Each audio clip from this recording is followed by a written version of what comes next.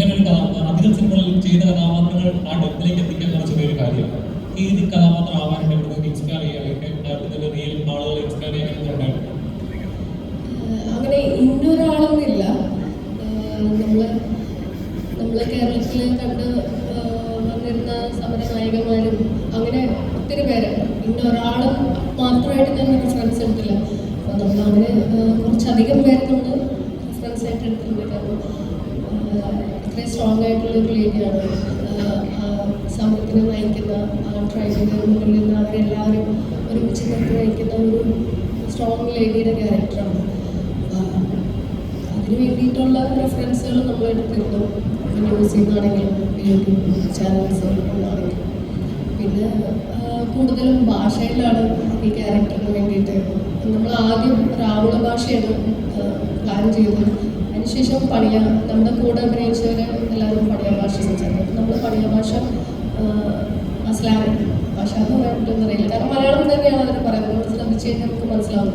അപ്പോൾ അതിന് വേണ്ടിയിട്ട് അവരിൽ തന്നെ നമുക്ക് പ്രസാദ് എന്ന് പറയുന്ന ചന്ദ്രൻ കൂടെ അഭിനയിക്കുകയും ചെയ്തിട്ടുണ്ട്. ഇപ്പോൾ ഡബിങ് ടൈമിലാണെങ്കിലും നമുക്ക് ഓരോ സ്ലാങ് കറക്റ്റ് ചെയ്യാനൊക്കെ പുള്ളി കൂടുതൽ എഫോർട്ട് അവരും എൻ്റെ ഒപ്പം തന്നെ പണിയെടുത്തിട്ടുണ്ട്. അങ്ങനെ ഒത്തിരി പേരുടെ എഫോർട്ട് ഞാൻ ഒറ്റയ്ക്ക് എടുത്ത് നോക്കിയതല്ല. കാരണം എനിക്ക് അത്രയും സപ്പോർട്ട് ഇപ്പം അനുരാജും അഭിനയം മാത്രമല്ല, അതുപോലെ തന്നെ നമ്മുടെ AD ടീം ആണെങ്കിൽ പോലും ചില സമയത്ത് നമുക്ക് ഇവരോട് ചോദിക്കുമ്പോൾ ഇവർ ചിലപ്പോൾ ദൂരെയൊക്കെ ഇരിക്കുന്നത്. അപ്പം നമ്മുടെ കൂടെയുള്ള ഈ മൂവിയുടെ AD ടീംസ് ആണെങ്കിലും കൂടി അന്ന് എന്താ വേണ്ടതെന്ന് വെച്ച് കഴിഞ്ഞാൽ അത് പറഞ്ഞു തരാനും പഠിക്കാനൊക്കെ അവരും ഒത്തിരി എഫോർട്ട് ഉണ്ട്.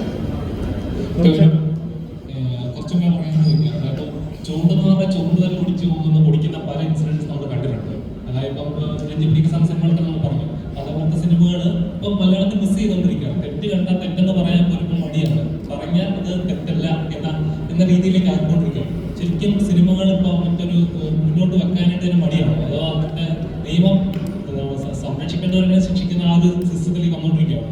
ആസ് എ ആർട്ടിസ്റ്റ് അതിനകത്ത് തോന്നുന്നു അല്ല, എന്നും അങ്ങനെയൊക്കെ തന്നെയല്ലായിരുന്നു. പിന്നെ നമുക്ക് ചെയ്യാനുള്ള സിനിമകൾ, നമ്മൾ ആഗ്രഹിക്കുന്ന സിനിമകൾ ചെയ്യുക എന്നുള്ളതല്ലാതെ പിന്നെ വരും വരായികളെ കുറിച്ച് നമ്മൾ അമിതമായിട്ട് ചിന്തിച്ചു കഴിഞ്ഞാലും നമ്മൾ ചെയ്യാൻ ഉദ്ദേശിച്ച, ചെയ്യാൻ ആഗ്രഹിച്ച കാര്യങ്ങൾ ചെയ്യാൻ പറ്റാതായിപ്പോൾ ഞാനിങ്ങനെ അങ്ങനെ അധികം ഓവർ തിങ്ക് ചെയ്യാറില്ല. സിനിമയിൽ വരുമ്പോൾ ഞാൻ സിനിമയിൽ വന്നിട്ട് രക്ഷപ്പെട്ടില്ലെങ്കിലോ എന്ന് ഞാൻ എല്ലാ ദിവസവും ആലോചിക്കുന്നത് ഒരിക്കലും രക്ഷപ്പെടില്ല. സ്വാതന്ത്ര്യം ഉണ്ടെന്ന് വിശ്വസിക്കുന്നുണ്ട് എപ്പോഴും. പിന്നെ കലയ്ക്ക് അത്രയും ഇൻഫ്ലുവൻസ് ഉണ്ടെങ്കിൽ സ്വാതന്ത്ര്യത്തിനേക്കാൾ ഉപരി അതൊരു കടമയല്ലേ. ഏറ്റവും കൂടുതൽ ആളുകളെ ഇൻഫ്ലുവൻസ് ചെയ്യുന്ന ഒരു കലാരൂപമാണ് സിനിമ. ആ സിനിമ എല്ലാ സിനിമയും സാരോപദേശകരായിരിക്കണമെന്നോ അല്ലെങ്കിൽ ഒരു മെസ്സേജ് അതിന് വേണമെന്നോ ഒന്നും നിർബന്ധമില്ല. പക്ഷെ ഒരു മെസ്സേജ് കൊടുക്കുന്നുണ്ടെങ്കിൽ അത് മാന്യമായിട്ടുള്ള ന്യായമായിട്ടുള്ള മെസ്സേജ് ആയിരിക്കണം. ചുരുങ്ങിയ പക്ഷെ നമുക്കെങ്കിലും അത് ശരിയെന്ന് തോന്നണം എന്നുള്ളത് ശരി തന്നെയാണ്. പക്ഷെ അങ്ങനെ അത് ഇതങ്ങനെ പറഞ്ഞല്ലോ, ഇതങ്ങനെ ഒരു സാരോപദേശം അങ്ങനത്തെ സിനിമയുമല്ല.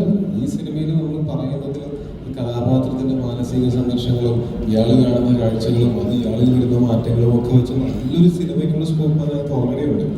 അപ്പൊ ആ സിനിമ കാണാനാണ് ഞങ്ങൾ നിങ്ങൾ തിയേറ്ററിലേക്ക് ക്ഷണിക്കുന്നത്. ബാക്കിയെല്ലാം നിങ്ങളുടെ അസംഷൻസ് ആണ്. നിങ്ങൾക്ക് അതിൽ നിന്ന് എന്ത് മനസ്സിലായി എന്നുള്ളത്. ഒരു സിനിമ കണ്ടിട്ട് രണ്ടർത്ഥത്തിൽ ആ സിനിമ മനസ്സിലാക്കിയിട്ടുള്ള ആൾക്കാരൊക്കെ ഉണ്ടാവും. അല്ലെങ്കിൽ കാണുന്നവരുടെ മാനസികാവസ്ഥ അനുസരിച്ച് അവർക്ക് പലതരത്തിൽ ഈ സിനിമയെ ഉൾക്കൊള്ളാൻ അവരുടെ ഉൾക്കൊള്ളാൻ കഴിവനുസരിച്ചിരിക്കും. അപ്പോൾ ഈ സിനിമ ചെയ്യുന്ന സമയത്ത് നമുക്ക് അങ്ങനെ നമ്മൾ എന്തായാലും ഇതുകൊണ്ട് ഏതെങ്കിലും ഒരു പെർട്ടിക്കുലർ ആൾക്കെതിരെ പോയിന്റ് ആ ഏതെങ്കിലും വിരൽ ചൂണ്ടുകയാണെങ്കിൽ ആ വിരൽ എൻ്റെ അടക്കമുള്ള ആളുകളുടെ നേരെ ചൂണ്ടിക്കൊണ്ട് തന്നെയാണ് ഒരു ആശയം നമുക്ക് ഇതിനകത്ത് പറയാൻ പറ്റുള്ളൂ. നമ്മളെല്ലാവരും പല രീതിയിൽ പ്രിവിലേജിലായിട്ടുള്ള ആൾക്കാരാണ്. നമ്മളിപ്പോഴും പക്ഷെ നമ്മുടെ മുകളിലേക്ക് മാത്രം നോക്കുള്ളൂ. നമ്മളെക്കാൾ പ്രിവിലേജ് ഉള്ളവരെ മാത്രമേ നമ്മൾ ശ്രദ്ധിക്കുള്ളൂ. നമ്മളെക്കാൾ പ്രിവിലേജ് കുറഞ്ഞവരും ഉണ്ടാവും. അപ്പോൾ അവർക്ക് ചിലപ്പോൾ ഇങ്ങനെ ഒരു സിനിമ ചെയ്ത് ഇങ്ങനെ ഒരു ആശയം പറയാനായിട്ട് പറ്റിയെന്ന് വരില്ല. അപ്പോൾ നമ്മൾ പറയുന്ന സിനിമയിൽ അങ്ങനെ ഒരു ആശയം കൂടെ കണ്ടുകയാണെങ്കിൽ അവരുടെ ഭാഗം കൂടെ ആൾക്കാർ കാണും എന്നുള്ളത് അത് ഭയങ്കര നല്ലൊരു കാര്യമല്ലേ. അതിന് വിമർശിക്കപ്പെടേണ്ടയോ അല്ലെങ്കിൽ അതിനങ്ങനെ ആക്രമിക്കപ്പെടേണ്ടയോ ഒരു ആവശ്യം ഉണ്ടെന്ന് എനിക്ക് തോന്നുന്നില്ല. അതുകൊണ്ട് ഞങ്ങൾ അങ്ങനെയൊന്നും പ്രതീക്ഷിക്കുന്നില്ല. ശരിക്കും താങ്കളുടെ അഭിപ്രായത്തിൽ ഇതൊരു ജനാധിപത്യമാണെന്നാണ്, ജനങ്ങളുടെ പേരിലുള്ള ആധിപത്യമുള്ളതാണെന്ന് തോന്നുന്നത്? എന്നൊരു കാര്യം ചെയ്യും, പോയിട്ട് വന്നിട്ട് മോന് പറയാനുള്ളത് ഞാൻ അതിലേക്ക് കുത്തിയിട്ടിരിക്കുന്നു.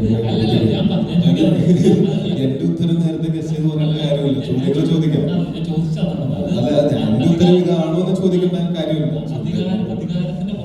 ഇതൊക്കെ നടക്കുന്നുണ്ടെന്ന് കുറച്ചിട്ട് അറിയാം. കാരണം പല ഇൻസിഡൻസ് നടക്കുമ്പോൾ ആദ്യം ഒന്ന് വെളി വരുമെങ്കിലും പിന്നെ അതിന്റെ പുറത്ത് നിന്ന് പല കാര്യങ്ങളും വന്നിട്ട് അത് മറയപ്പെടുകയാണ് ചെയ്യുന്നത്. അതിനുശേഷം അവിടെ എന്താണ് നടന്നതെന്നോ പിന്നെ എന്താണ് അവരുടെ ജീവിതം പലപ്പോഴും അറിയാറില്ല. അപ്പം ജനാധിപത്യം എന്ന് പറയുമെങ്കിലും പക്ഷേ ജനങ്ങളുടെ മേലുള്ള ആധിപത്യം വേണം പലപ്പോഴും തോന്നിയിട്ടുള്ളത്. അതുകൊണ്ടാണ് ഞാൻ ചോദിച്ചത്. അങ്ങനെ സ്റ്റേറ്റ്മെന്റുകൾ പറയാം. ഇതല്ലേ ടൊവിനോയുടെ അഭിപ്രായം എന്ന് പറഞ്ഞിട്ട് ചോദിക്കരുത്. മനസ്സിലായോ? നിങ്ങൾക്ക് അങ്ങനെ ഒരു അഭിപ്രായം ഉണ്ടെങ്കിൽ അത് നിങ്ങൾക്ക് വിളിച്ച് പറയാം.